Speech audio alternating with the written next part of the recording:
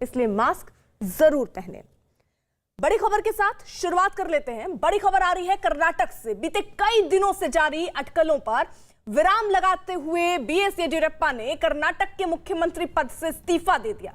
येदियुरप्पा ने अपने इस्तीफे का ऐलान कर्नाटक में बीजेपी सरकार के 2 साल पूरे होने के मौके पर आयोजित एक कार्यक्रम में किया।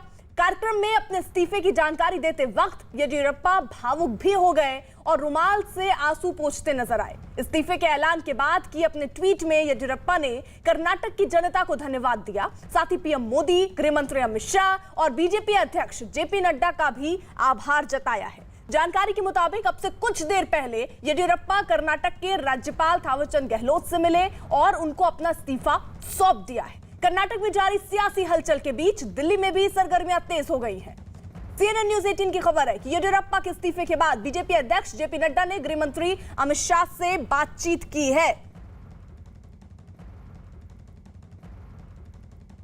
तो कुल मिलाकर जिस तरीके की अब सियासत बदली हुई है, जिस तरीके से बीते कई दिनों से ये अटकलें चल रही थी कि वीएस येदियुरप्पा रहेंगे मुख्यमंत्री या नहीं रहेंगे, इसी बीच एक और बड़ी खबर कर्नाटक की राजनीति से ही जुड़ी है। बड़ी खबर, सीएम येदियुरप्पा ने अपने पद से इस्तीफा दे दिया। जैसी जानकारी हम आपको दे रहे थे, कर्नाटक पर शाह और नड्डा के बीच बैठक भी हो रही है। बैठक में प्रभारी अरुण सिंह भी मौजूद हैं और कर्नाटक की राजनीति से जुड़ी ये बड़ी खबर, जहां एक तरफ जो कयास लगाए जा रहे थे कि क्या येदियुरप्पा आज मुख्यमंत्री पद से इस्तीफा देंगे, क्योंकि ये सवाल लगातार उनसे पूछे जा रहे थे, जिसका जवाब आज ही उन्होंने कहा था कि मैं आपको थोड़ी देर में ये साफ कर दूंगा कि मैं मुख्यमंत्री रहूंगा या नहीं रहूंगा। उसके बाद इस्तीफे की बात सामने आई है। येदियुरप्पा ने अपने इस्तीफे का ऐलान कर्नाटक में बीजेपी सरकार के 2 साल पूरे होने के मौके पर एक कार्यक्रम जब रखा गया था, उसमें इसकी घोषणा की। कार्यक्रम में अपने इस्तीफे की जानकारी देते वक्त येदियुरप्पा काफी भावुक भी दिखे थे और रुमाल से अपने आंसू पोंछते नजर आए। तो कर्नाटक की राजनीति इसी के साथ गर्माती हुई इस्तीफे के ऐलान के बाद की अपने ट्वीट में येदियुरप्पा ने कर्नाटक की जनता को धन्यवाद भी किया। साथ ही पीएम मोदी, गृह मंत्री अमित शाह और बीजेपी अध्यक्ष जेपी नड्डा का भी उन्होंने आभार जताया है। जानकारी तो यह भी कि अब से थोड़ी देर पहले येदियुरप्पा कर्नाटक के राज्यपाल थावरचंद गहलोत से मिले और अपना इस्तीफा उन्होंने सौंप दिया है।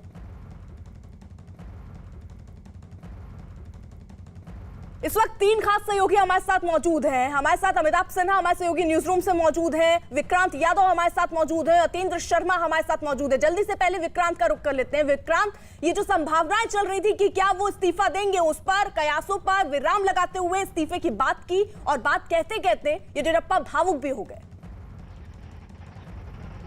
देखिए, बिल्कुल उनका अर्पिता भावुक होना बनता भी है, क्योंकि दक्षिण में कहा जाता है कि जो बीजेपी की एंट्री थी, जो बीजेपी के लिए द्वार खोले थे, उसमें येदियुरप्पा की एक बहुत बड़ी भूमिका थी। बड़े नेता रहे हैं येदियुरप्पा, और अब क्योंकि उनकी उम्र भी हो गई थी, स्वास्थ्य भी था एक फैक्टर, तो इन सब चीज़ों को देखते हुए उन्होंने जो फैसला लिया है और अपने पद से इस्तीफा दिया है, खास तौर पर उस दिन इस्तीफा दिया है जब उनकी सरकार के 2 साल पूरे हो रहे हैं। तो निश्चित तौर पर उनके कद के नेता का, उनका जो कद्र वहाँ की राजनीति में रहा है, भले ही कर्नाटक के वो मुख्यमंत्री रहे, पार्टी के बड़े नेताओं में उनका नाम शुमार होता था और एक बड़े नेता के तौर पर हमेशा उनकी पहचान रही, तो निश्चित तौर पर उनका भावुक होना इस मौके पर बनता था। और ये जब वो अपने इस्तीफे की बात कह रहे थे पार्टी के 2 सालाना कार्यक्रम में, जो 2 साल पूरे होने की खुशी में रखे गए थे, उसी में उन्होंने ऐलान किया, क्योंकि पिछले काफी दिनों से ये कयास चल रहा था कि वो इस्तीफा देंगे। और पिछले हफ्ते जब वो यहाँ पर आए थे पार्टी हाईकमान से मिलने, तो उस दौरान भी उन्होंने सभी से मुलाकात की थी, प्रधानमंत्री से,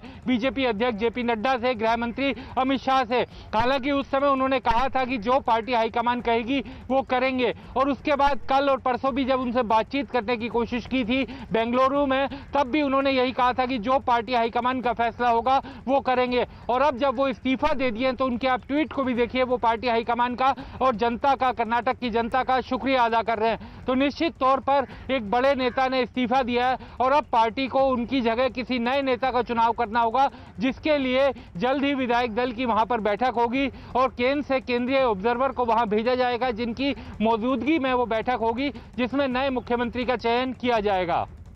और इसी के साथ अमिताभ जी, अब सवाल भी ये उठने लग गए हैं कि आखिरकार क्या संभावना वहां पर बनती है।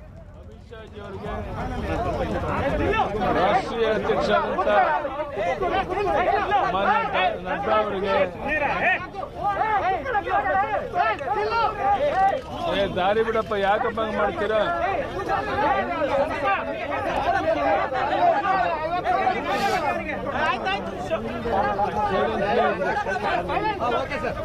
ದೇಶದ ಪ್ರಧಾನಿ ನರೇಂದ್ರ ಮೋದಿಜಿ ಅವರಿಗೆ,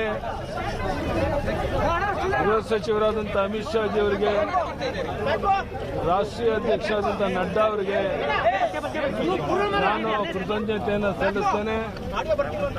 85 ವರ್ಷ ದಾಟಿದಂಥವ್ರಿಗೂ ದೇಶದಲ್ಲಿ ಎಲ್ಲೂ ಯಾವುದೇ ಸ್ಥಾನಮಾನ ಕೊಟ್ಟಿಲ್ಲ.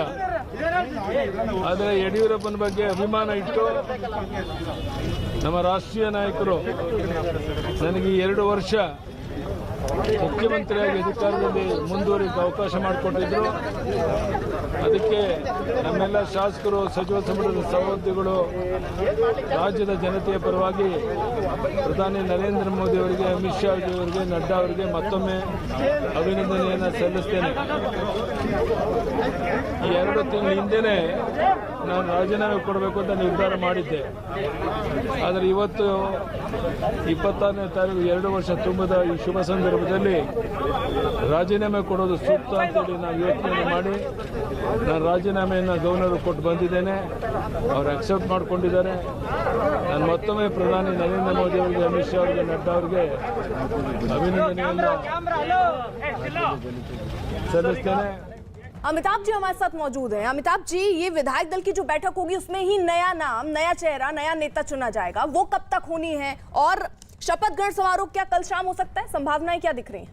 देखिए, मुझे लगता है कि जब वो दिल्ली आए थे और आलाकमान के तमाम नेताओं से मिले थे, चाहे प्रधानमंत्री से लेकर पार्टी अध्यक्ष जेपी नड्डा से उनकी मुलाकात हुई थी, तभी ये तय हो गया था कि वो 2 साल पूरे होने के बाद सम्मानजनक तरीके से इस्तीफा देंगे और सम्मानजनक तरीके से आलाकमान उनको अगला रास्ता दिखाएगा कि उनको आगे क्या करना है।